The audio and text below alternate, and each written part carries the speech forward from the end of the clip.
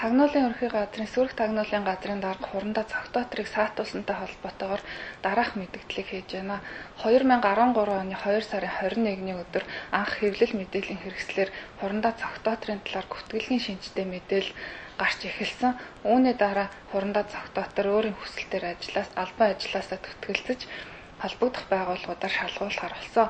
Прокурорын дэргэдэх Мөрдөн байцаах хэлцээс хурандаа цогтоотрыг эрүүгийн хуулийн 87-гийн 1 буюу төрийн нууц задруулах гэсэн зүйл ангиар шалгаж улмаар цогтоотор гин буруугүй болох нь тогтогдсон.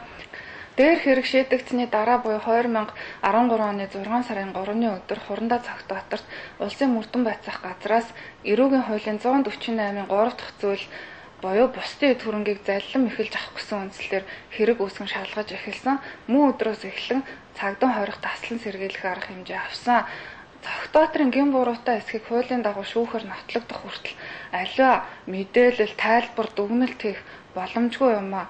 Иймээс хэл мэдээллийн хэрэгслүүд мэдээлэл бэлтгэх, түгээх эрхээ хэрэгжүүлэхдээ байгууллагын болон хувь хүний нэр хүндэд халдахгүй үнэн бодиттой байх зарчмаа баримтлана гэдэгт найдаж байна.